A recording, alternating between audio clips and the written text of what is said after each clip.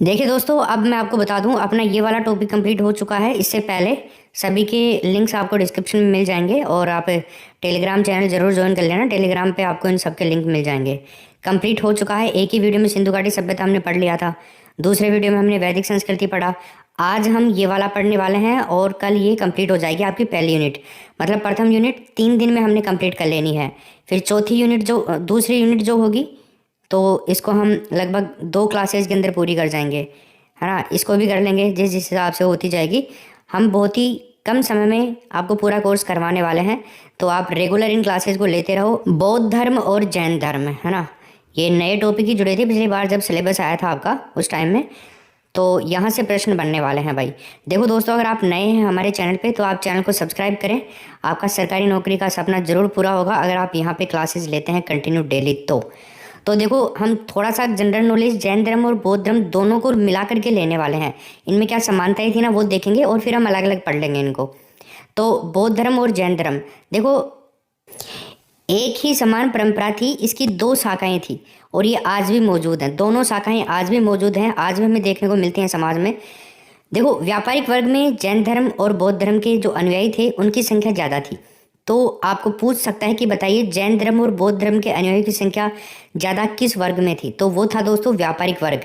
फिर हम आगे देखें, महावीर और बुद्ध दोनों ने लोगों की भाषा में अपने सिद्धांतों का प्रचार किया। मतलब अपने सिद्धांतों को ये प्राथमिकता देते थे, क्योंकि ये जानते थे कि अपने सिद्धांतों के अनुसार लोग चलेंगे तो उनका भला होगा, जो सामाजिक बुराइयां हैं उनसे दूर होंगे लोग और मोक्ष की प्राप्ति हो पाएगी, है ना। लेकिन सबको ही मोक्ष की प्राप्ति हो जाएगी तो फिर दिक्कत हो जाएगी ना, धरती पे जनसंख्या नहीं बढ़ेगी, लोग मरने लगेंगे उनकी तरह वाले जीवन में, है ना। सभी ऐसा नहीं कर सकते। देखो, नोट्स मैं आपको एक बार दिखा देता हूँ, बहुत ही शानदार नोट्स हैं। नोट्स देख करके तो आपको मज़ा आ ही जाएगा। नोट्स तो अपने बेहतरीन होते ही हैं सारे, इनको आपको याद करवाएंगे, ऐसे कुछ नहीं है। दिखाने से मतलब नहीं है, याद करवाया जाएगा सब चीज़ें आपको, है ना। तो बहुत ही प्यारे प्यारे नोट्स बनाए हैं आपके लिए, पूरा वीडियो वॉच करना है आपको।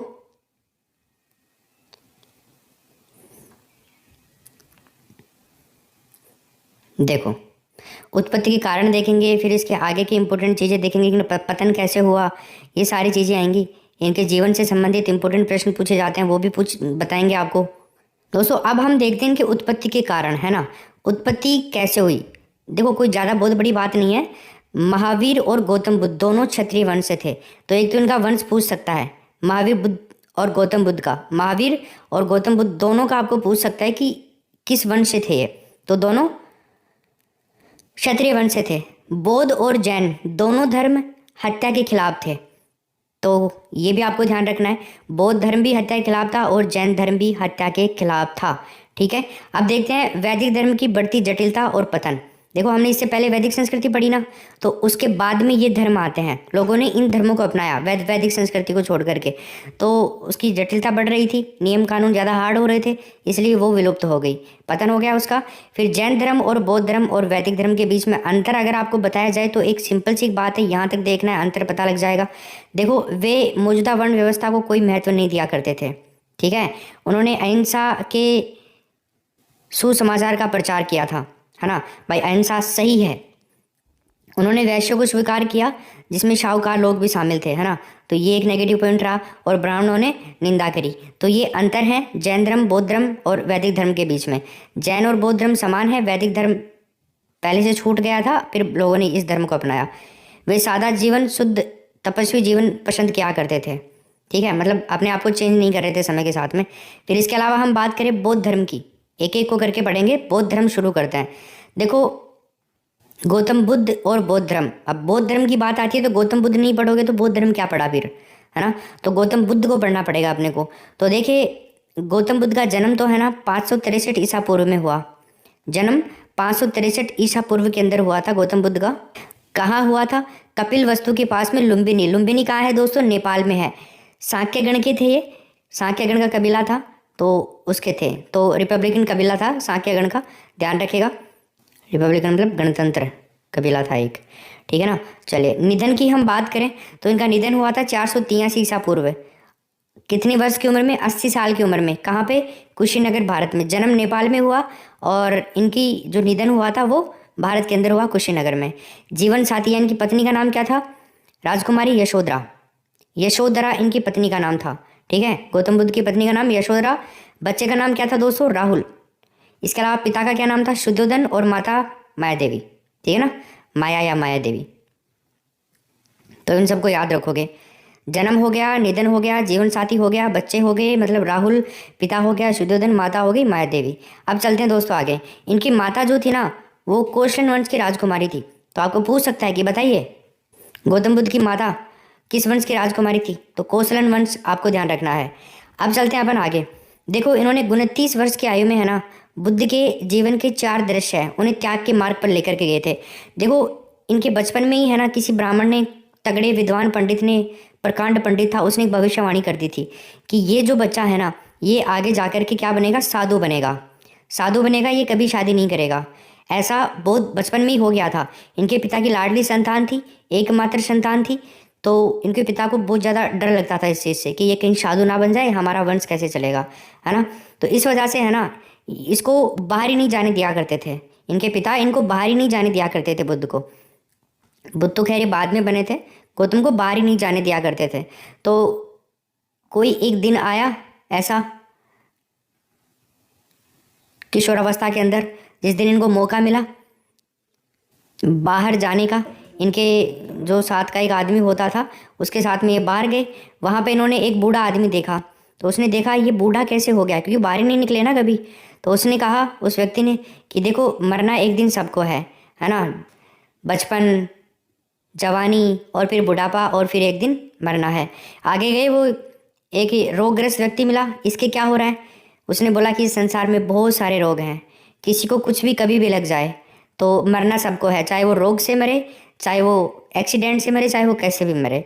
आगे गए तो एक तपस्वी थे, है ना। ये व्यक्ति भी दुखी था, ये व्यक्ति भी दुखी था, दोनों व्यक्तियों को दुखी देख लिया इसने, है ना। फिर आगे गए तो उन्होंने देखा एक तपस्वी पेड़ के नीचे तपस्या कर रहा है और वो बहुत शांत है, मुस्कुरा रहा है, सब कुछ ठीक है। उसने पूछा ये क्या है, तो भैया ये तपस्या कर रहा है, भगवान की जो लीला है उसके अंदर लीन है, ये भगवान की भक्ति में लीन है, ये इसको कोई मतलब नहीं है संसार से। उसने ऐसे कहा बुद्ध को, ठीक है। ये थोड़ा ठीक लगा इसको। फिर आगे गया तो एक मृत व्यक्ति को ले जा रहे थे लोग। तो उसने पूछा ये क्या हो रहा है, कि उसने बोला कि ये एक मृत व्यक्ति है, मृत आत्मा है जिसको लोग ले जा रहे हैं जलाने के लिए। तो फिर इसका दिमाग खिसक गया, भाई साहब जाना है एक दिन तो फिर क्या करना है अपने को, इस सब मोह माया से छूट करके तपस्या करनी है, केवल और केवल तपस्या करनी है। और उसी दिन से यही इसके 4 दृश्य थे जो इसको त्याग के मार्ग के ऊपर लेके गए थे। तो इस तरह से ये है। आगे चलिए, आयोजन स्थान प्रतीक। देखो इनका जन्म कहाँ हुआ, लुम्बिनी में, है ना। प्रतीक क्या है, कमल और बैल। प्रतीक का ध्यान रखना, कमल और बैल। महाभिनिष्क्रमण घोड़ा, निर्वाण बोधगया में हुआ बोधि वृक्ष के नीचे। धर्म चक्र परिवर्तन स्थान सारनाथी। प्रतीक क्या था, पहिया। महापरिनिर्वाण कुशीनगर में। प्रतीक क्या था, स्तूप। इसका स्क्रीनशॉट ले लो आप फटाफट से, जब भी टाइम मिले याद कर लेना। ये महाभिनिष्क्रमण घोड़ा याद रखना। निर्वाण तो आपको पता ही है, बोध गया बोधि वृक्ष के नीचे, बोध गया से बोधि वृक्ष हो जाएगा। धर्म चक्र परिवर्तन सारनाथी, ये आगे अपने को टॉपिक में समझ में आ जाएंगी सब चीज़ें, है ना। अभी देख लेंगे हम इनको, इनके मतलब सबको। चलो देखते हैं अब आगे। बौद्ध धर्म के सिद्धांतों के बारे में बात करते हैं। देखो दोस्तों 4 आर्य सत्य बताए गए हैं बौद्ध धर्म के अंदर। कौन कौन से, दुखा, समुद, निरोध, निरोध गामिनी प्रतिपदा। क्या क्या मतलब होता है इसका। दुखा का मतलब होता है दोस्तों जीवन दुखों से भरा है, सिंपल। दुखा से जीवन दुखों से भरा है। सभी के जीवन में दुख होता है, चाहे वो अंबानी हो, चाहे वो बिल गेट्स हो, और चाहे हम आम आदमी हो, ठीक। दुख सबके जीवन में होता है, ये नेचुरल है, प्राकृतिक है। समुद, दुख के कारण जो होते हैं ना उसको कहा गया समुद। इसके अलावा निरोध, उन सबको रोका जा सकता है ना। निरोध गामिनी प्रतिपदा, दुख निरोध की ओर ले जाने वाला मार्ग। प्रतिपदा ले जाने वाला मार्ग, गामिनी ले जाने वाला, ठीक है ना। चलिए आगे चलते हैं अब हम। नेक्स्ट है अपना यहाँ पे बुद्ध के अष्टांगिक मार्ग।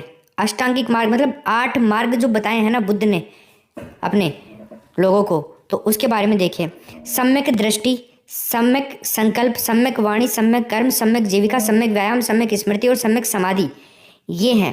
प्रश्न कैसे आएगा कि बताओ भाई बुद्ध निम्न में से कौन सा बुद्ध का अष्टांगिक मार्ग का भाग नहीं है। 4 ऑप्शन देगा, ये 3 दे देगा, एक अलग ही देगा आपको। तो ये 8 के 8 याद होंगे ना, तभी हम इनको कर पाएंगे। सबके पहले सम्यक तो लग ही रहा है। सम्यक का मतलब होता है सही, है ना। और बाकी आप समझ रहे हो, दृष्टि, अवलोकन, संकल्प, संकल्प लेते हैं अपन, वाणी, भाषण हो गया, कर्म, कार्यवाही, जीविका, आजीविका चलाने की बात है, व्यायाम, व्यायाम हो गया, स्मृति, हमारी जो मेमोरी है, समाधि, ध्यान।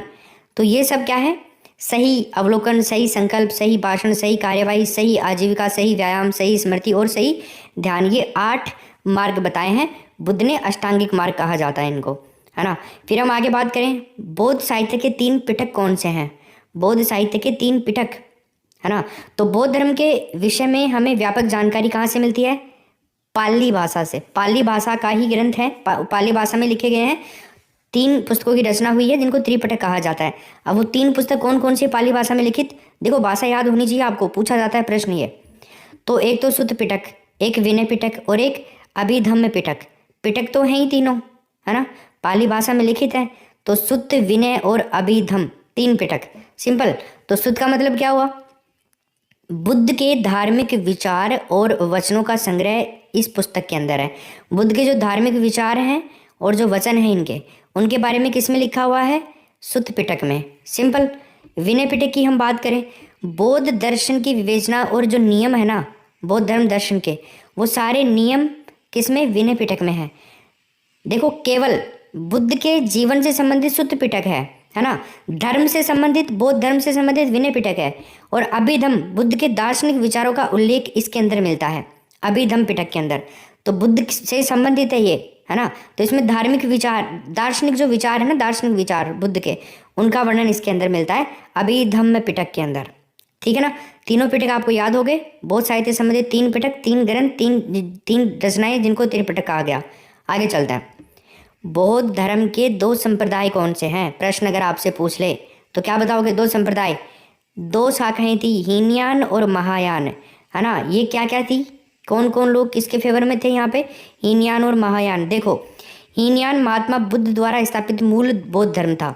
जो महात्मा बुद्ध ने स्थापित किया था ना, उस धर्म का क्या नाम था, हीनयान शाखा थी वो। हीनयान महात्मा बुद्ध को एक महापुरुष के रूप में मानते थे। जो जिन लोगों ने भी हीनयान शाखा का प्रवर्तन किया या फिर जिन लोगों ने इसको अपनाया, वो लोग महात्मा बुद्ध को एक महापुरुष मानते थे। मूर्ति पूजा में विश्वास नहीं करते थे हीनयान शाखा वाले लोग, ध्यान रखना है, ठीक है। आत्मा की शुद्धता पर बल देते थे, कठोर जीवन के माध्यम से मोक्ष की कामना करते थे, जैसे बुद्ध ने करी। तो भाई जो लोग, जिस आदमी ने जो धर्म बना दिया, तो उसी आदमी को फॉलो करेंगे ना उस धर्म के लोग। जैसा वो आदमी करेगा, मेन आदमी, वैसे ही वो करेंगे। तो उसने जैसे किया, वो लोग भी वैसे वैसे करते गए। ठीक है। त्रिरत्न, बुद्ध धर्म और संघ, ये और देख लेंगे अपन। आगे चलते हैं। बुद्ध के पूर्व जन्म की कथाएं कहाँ वर्णित हैं, ये प्रश्न कई बार आ चुका है एग्जाम में, ध्यान रखना, वेरी वेरी इंपॉर्टेंट है। सुत्त पिटक के अंदर बुद्ध के पूर्व जन्म की कथाएं सुत्त पिटक में, जिनको जातक कथा कहा जाता है। तो ये भी पूछ सकता है कि बताइए बुद्ध के पूर्व जन्म की कथाओं को क्या कहते हैं, जातक कथा कहा जाता है। कहाँ वर्णित है, सुत्त पिटक में। अभी हमने 3 पिटक देखे ना, उनमें से सुत्त पिटक के अंदर कितनी बौद्ध संगीतियां हुई, 4 बौद्ध संगीति। 4 बौद्ध संगीतियों से प्रश्न आता है, पिछली बार भी आया था, बहुत इंपॉर्टेंट है, याद रखना। प्रथम बौद्ध संगीति, द्वितीय बौद्ध संगीति, तृतीय और चतुर्थ। अब यहाँ पे 2-2, 3-3 चीजें याद रखने की हैं। एक तो संगीति है ना, किस शासक के समय में हुई, दूसरा उसका समय क्या था और उसका अध्यक्ष क्या था, कहाँ हुई। देखो एक तो शासक, एक तो ये याद रखना है, एक ये समय क्या था, समय वाला बहुत कम पूछता है लेकिन फिर भी याद रखना अपने को, है ना। और एक कहाँ हुई और अध्यक्ष कौन था। तो हर संगीति से आपको 4 प्रश्न याद करने हैं। ठीक, देखो कैसे कैसे याद करते हैं। तो प्रथम बौद्ध संगीति थी ना, किसके समय में हुई, अजात शत्रु के समय में। बहुत इंपॉर्टेंट है, याद करना। अजात शत्रु के समय में कौन सी बौद्ध संगीति हुई थी, प्रथम बौद्ध संगीति। ठीक है। शासनकाल अजात शत्रु का था, कब हुई थी, 483 ईसा पूर्व में। कहाँ पे हुई थी, राजगृह, राजगृह के अंदर हुई थी। इसके बारे में और अपन आगे बात करेंगे भी, प्रथम बौद्ध संगीति के बारे में इंपॉर्टेंट। अध्यक्ष कौन था, महाकश्यप अध्यक्ष था। प्रथम बौद्ध संगीति का अध्यक्ष महाकश्यप को बनाया गया था। द्वितीय बौद्ध संगीति जो थी ना दोस्तों, ये कालाशोक के टाइम में हुई थी, अशोक के टाइम नहीं, कालाशोक अशोक से भी पहले था। तो इसके समय में हुई थी द्वितीय बौद्ध संगीति। तो ये 383 ईसा पूर्व में हुई थी। कहाँ पे हुई थी, वैशाली के अंदर। अध्यक्ष कौन था, सभाकामी। सभा कामी दोस्तों इसका अध्यक्ष था, ठीक है ना। तो द्वितीय बौद्ध संगीति होगी कालाशोक के टाइम में, प्रथम अजातशत्रु के टाइम में। प्रथम बौद्ध संगीति का टाइम 483 और द्वितीय बौद्ध संगीति का टाइम 383, 100 साल का फर्क आ रहा है ना। पूर्व में वैशाली में, है ना, ये वैशाली के अंदर हुई, ये राजगृह के अंदर हुई। और इसका अध्यक्ष कौन था? सभाकामी। इसका अध्यक्ष कौन था? प्रथम का महाकश्यप, ठीक। तीसरी बौद्ध संगीति को देखो, तीसरी बौद्ध संगीति 255 ईसा पूर्व पाटलिपुत्र के अंदर हुई थी, अशोक के समय हुई, ठीक है ना। पाटलिपुत्र का शासक अशोक के समय में हुई। अध्यक्ष कौन था? मोगलीपुतिस, ठीक है ना, नाम भी तगड़ा ही है, बड़ा बड़ा सारा नाम है, मोगलीपुतिस, ठीक है ना। तो अध्यक्ष तीसरी बौद्ध संगीति का देखो, तीसरी में 30 है आ रहा है ना, तीसरी है ना, ऐसे याद कर लो इसको। तो अशोक का हो जाएगा आपको, अशोक के शासनकाल में तीसरी बौद्ध संगीति, बौद्ध धर्म अपनाया था ना अशोक ने। चतुर्थ बौद्ध संगीति, बौद्ध धर्म से तो था ही ऑलरेडी, ठीक है ना। चतुर्थ बौद्ध संगीति कनिष्क के समय में हुई थी। फिर ये कनिष्क के समय में प्रथम शताब्दी में कुंडलवन कश्मीर के अंदर हुई थी। चौथी बौद्ध संगीति, इसके अंदर अध्यक्ष भी था और उपाध्यक्ष भी था। तो अध्यक्ष तो वसुमित्र था, उपाध्यक्ष अश्वघोष था, ध्यान रखना। चौथी बौद्ध संगीति में उपाध्यक्ष भी अश्वघोष उपाध्यक्ष और अध्यक्ष वसुमित्र। ऐसे करके इन सभी प्रश्नों को हमें याद करना है। एक बार फिर से रिपीट करते हैं इनको, भोलेनाथ का नाम लेके। प्रथम बौद्ध संगीति अजातशत्रु के टाइम में, द्वितीय कालाशोक के टाइम में, तृतीय अशोक के टाइम में, चतुर्थ कनिष्क के टाइम में। 4 प्रश्न तो ये गए। दूसरा प्रश्न आता है कब हुई? पहली हुई 483 में, दूसरी हुई 383 में, चौथी हुई 255 में, और तीसरी हुई 255 में, दूसरी हुई 383 में, और चौथी हुई प्रथम शताब्दी के समय में। इसका समय नहीं पूछा जाएगा वैसे आपको, ठीक है। इसके अलावा कहाँ हुई? प्रथम बौद्ध संगीति राजगृह के अंदर हुई, द्वितीय वैशाली में हुई, तृतीय पाटलिपुत्र में हुई, और चौथी कुंडलवन कश्मीर में हुई, ठीक है ना। प्रथम का अध्यक्ष कौन था? महाकश्यप। द्वितीय का अध्यक्ष था सभाकामी, तृतीय का अध्यक्ष था मोगलीपुतिस, और चौथी का अध्यक्ष था वसुमित्र, चौथी का उपाध्यक्ष अश्वघोष, ठीक। चलो आगे देखते हैं। इस संगीति के बाद ही बौद्ध धर्म हीनयान और महायान नामक 2 संप्रदाय में विभाजित हुआ था। तो ये प्रश्न बहुत ज़्यादा इंपॉर्टेंट है। प्रश्न पूछ सकता है कि बताइए निम्न में से कौन सी बौद्ध संगीति के कारण ही बौद्ध धर्म हीनयान और महायान नामक 2 संप्रदाय या 2 शाखाओं में बट गया था? तो वो थी चौथी, ठीक है ना, चौथी बौद्ध संगीति। आगे चलते हैं। बौद्ध धर्म ईश्वर और आत्मा के अस्तित्व को नहीं मानता है, ठीक है ना भाई, ध्यान रखना। क्या बौद्ध धर्म ईश्वर और आत्मा के अस्तित्व को मानता है? नहीं मानता सर। महिलाओं को भी संघ में भर्ती कराया गया था, है ना। सभी संघ जो है वो सभी के लिए खुला रहता था। जाति और लिंग का भेदभाव होने के बावजूद भी महिलाओं को संघ में भर्ती किया गया, ठीक है ना। चलो, पाली भाषा का प्रयोग किया गया था, जिसमें आम लोगों के बीच बौद्ध सिद्धांतों का प्रसार किया गया। पाली भाषा के हमने देखे त्रिपिटक के बारे में, तीनों पाली भाषा में लिखे हुए। अशोक ने बौद्ध धर्म ग्रहण किया था, ठीक है, और इसे मध्य एशिया, पश्चिम एशिया और श्रीलंका में फैलाया था। तो ये प्रश्न कई बार आ चुका है अशोक वाला, कि अशोक ने बौद्ध धर्म का प्रचार प्रसार कहाँ कहाँ किया था? मध्य एशिया में, पश्चिमी एशिया में और श्रीलंका के अंदर, ठीक है ना। तो ये हो जाएगा आपका। फिर हम आगे चलें दोस्तों, तो बौद्ध परिषद, प्रथम बौद्ध परिषद के बारे में और इम्पोर्टेंट फैक्ट देखे तो कहाँ कब हुई थी? 483 में, है ना, अजातशत्रु के समय में हुई थी, है ना। और बिहार के अंदर राजगृह के अंदर हुई थी। एक गुफा है जिसका नाम है सप्तपर्णी गुफा, सप्तपर्णी गुफा के अंदर बिहार के राजगृह में हुई, ठीक है ना। इसके लिए और इम्पोर्टेंट बात मिली आपको, बिहार और सप्तपर्णी गुफा 2 इम्पोर्टेंट, ठीक है। पहली परिषद के दौरान साहित्य के 2 बौद्ध कार्यों को उपाली, द्वितीय परिषद विनय और सुत्त पिटक संकलित किया गया इसमें। तो 2 आपके जो बौद्ध कार्य थे कौन कौन से? विनय और सुत्त पिटक के अंदर संकलित किया गया था बौद्ध कार्यों को, जो पहली सभा में हुए थे। आगे चले तो तीसरी परिषद के बारे में बात करें। तीसरी परिषद के दौरान अभिधम्म पिटक जोड़ा गया था। तीसरी में, पहली में तो ये 2 हो गए, विनय और सुत्त। तीसरी परिषद के अंदर अभिधम्म पिटक जोड़ा गया और बौद्ध पवित्र ग्रंथ त्रिपिटक का संकलन किया गया, ठीक है ना। त्रिपिटक का संकलन तीसरी में हो गया था, तीनों का, त्रिपिटक तीनों। चौथी परिषद के बारे में कुछ इंपॉर्टेंट चीजें देख लो। चौथी परिषद 78 ईसा पूर्व, मतलब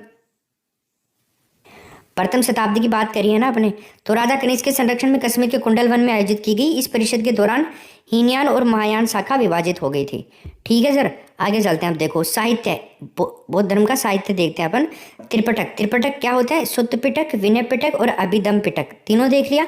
इसके अंदर बुद्ध की बातें हैं सुत्त पिटक में, विनय पिटक में मठवासी कोड और ये कोड याद रखना, मठवासी कोड, अलग नाम पूछा जा सकता है। अभिधम पिटक, बुद्ध के धार्मिक प्रवचन इसके अंदर आते हैं। अपने हमने देख लिया, ये धर्म से संबंधित था, विनय पिटक। आगे चलें तो पुस्तकों के बारे में देखिए। मिलिंद पन्हो, इसके अंदर मेंडेनर और संत नागसेन के बीच संवाद का वर्णन मिलता है। नागसेन और मेनेंडर दोनों के बीच में संवाद का वर्णन है। दीपवंश और महावंश, श्रीलंका के महान इतिहास के बारे में लिखा हुआ है दीपवंश और महावंश के अंदर। ठीक, इसके अलावा अश्वघोष ने बुद्ध चरित लिखी। ये 3 चीजें और याद रख लीजिए। आगे चलिए अब संप्रदाय की बात करते हैं। संप्रदाय देखो, हीनयान छोटा पहिया और महायान, है ना, महायान बड़ा पहिया, जिसका खुद ने किया था, अभी हमने बात करी। तो हीनयान वे गौतम बुद्ध के निर्वाण प्राप्ति के वास्तविक शिक्षाओं में विश्वास करते थे, ठीक है ना, हीनयान वाले। और मूर्ति पूजा में विश्वास नहीं करते थे हीनयान शाखा वाले। और हीनयान ग्रंथ में पाली भाषा का प्रयोग किया गया। तो एक तो भाषा याद रखना इसकी, है ना, दूसरा मूर्ति पूजा में विश्वास नहीं करते थे हीनयान शाखा वाले, और तीसरा गौतम बुद्ध की निर्वाण प्राप्ति जो हुई थी, तो निर्वाण प्राप्त करने की वास्तविक शिक्षाएं जो थी उनमें विश्वास करते थे ये। ठीक, दूसरा जो है महायान, उनका मानना है कि निर्वाण गौतम बुद्ध की कृपा और बोधिसत्वों का पालन करने से प्राप्त हुआ है, न कि उनकी शिक्षाओं का पालन करने से। ये उल्टा कर रहे थे हीनयान वालों से, है ना। वे मूर्ति पूजा में विश्वास रखते थे, ठीक है ना। और महायान ग्रंथ में संस्कृत का प्रयोग किया गया, हीनयान में पाली का और महायान में संस्कृत का। हीनयान के बारे में अपन ने ऊपर ही पढ़ा था अभी, तो वही है। एक वज्रयान है तीसरी, उनका मानना है कि जादुई टोटके, काले जादू, इनकी मदद से निर्वाण प्राप्त किया जा सकता है ना। तो ये व्रजयान वाले जो थे, ये लोग बुद्ध के ही बिल्कुल विपरीत थे, मतलब वो तो जादू टोटके वगैरह ही करता था, ऐसा मानते थे। देखिए, बौद्ध वास्तुकला, पूजा के स्थान, बौद्ध वास्तुकला की हम बात करें तो यहाँ पे पूजा के स्थानों को देखते हैं। देखो, बुद्ध या बोधिसत्व के अवशेष युक्त स्तूप मिले, चैत्य प्रार्थना कक्ष मिले, जबकि विहार भिक्षुओं के निर्वाण स्थान, तो भिक्षुओं के तो निर्वाण स्थान थे, और बाकी स्तूप वगैरह ये आपको देखने को मिलते ही हैं। गुफा वास्तुकला का भी विकास किया गया इस काल के अंदर, जैसे गया के अंदर बराबर की गुफाएं हैं बोध गया में, है ना। इसके अलावा मूर्ति पूजा और मूर्तियों का विकास भी हुआ, जैसे हीनयान शाखा वाले लोग थे, इसको प्राथमिकता देते थे। उत्कृष्ट विद्यालयों का विकास हुआ, जिसके अंदर दुनिया भर के लोग आते थे, है ना। तो ये दोस्तों आपका है कौन सा, बौद्ध धर्म, अभी हमने कंप्लीट कर लिया है, ठीक है। मैं कोशिश करूँगा नेक्स्ट वीडियो आज ही आ जाए, है ना। बौद्ध धर्म को पढ़ लो और नेक्स्ट के अंदर हम जैन धर्म पढ़ लेंगे। और देखो, इससे पहले वैदिक संस्कृति जो है ना, और सिंधु घाटी सभ्यता, तो सिंधु घाटी सभ्यता की क्वेश्चंस मैंने 60 करवा दिए थे। आज मैं आपको वैदिक संस्कृति के 60 प्रश्न करवाऊंगा क्लासेज के। और मनोविज्ञान भी शुरू हो चुकी है, तो मनोविज्ञान को भी आपको करना है। टेलीग्राम पे लिंक मिल जाएगा, मनोविज्ञान पढ़ना शुरू कर दो। बाल विकास पढ़ा रहा हूँ, आज से ही क्लास शुरू हुई है आपकी, सब लोग, ठीक है ना भाई। चलिए, तो लाइक और शेयर कर दो अपने दोस्तों के साथ में पूरे वीडियो।